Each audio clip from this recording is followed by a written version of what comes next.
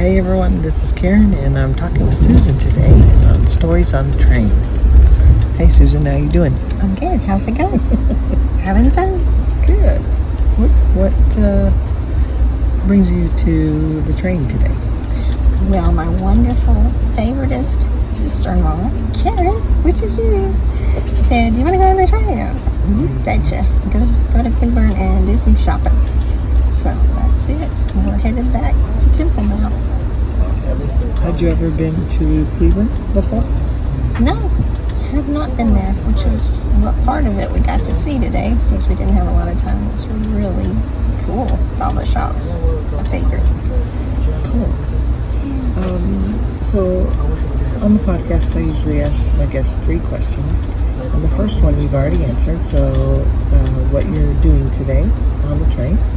And the second one is, in your vast train experience, do you have a story that you'd like to share or some aspect of it that is memorable for you? Well, I've done several of the historic trains, and then I've also done a steam train from Durango to Silverton. That was beautiful. I've done one from Bertram to Burnett, a tea party one, which was awesome with my daughter and granddaughter. And then I've done the Polar Express from Bertram to Burnett, and actually the other one was Cedar Park to Bertram and back for the tea party. But those were all fun. Not as quiet as this one is because there were kids involved in the other ones. So this one's much more relaxing, but those were super fun with the kids.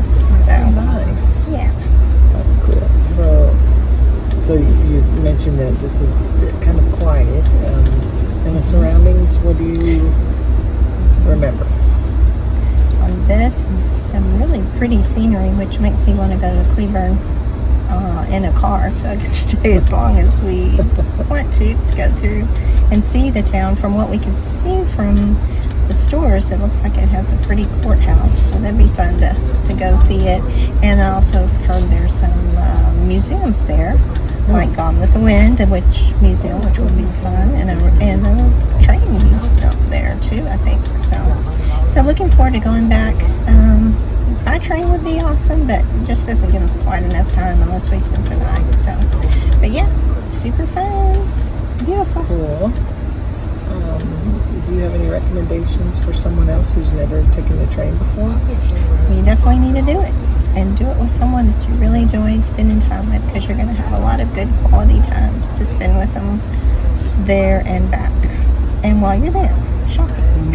Take someone who likes to shop. There you go. Well, so that's my recommendation. So, quick tip, it was within walking distance of the station, right? Definitely was. And the only drawback would be that, they kept changing the time that the train was coming to pick us up. So it kind of interfered with our shopping, actually. We could have spent a little more time shopping had we known that it was going to be delayed as long as it was. But still fun. 2 hours? Was it delayed 2 Yeah, hours? it was 2 hours delayed. Okay. Well, to some, 2 hours delay is prime shopping time, so I suppose it's... Yeah, had we had more notice though that it was going to be 2 hours, then we definitely could have used that for shopping instead of worrying about having to make it back in time. That's true. But all was fun, weather was great, and the train has been very comfortable going and coming back. Cool. Well, thank you so much for joining me today on Stories on the Train, and I hope to see you again on the Texas Eagle. Yeah, we can do it. Thank you. Bye. Bye.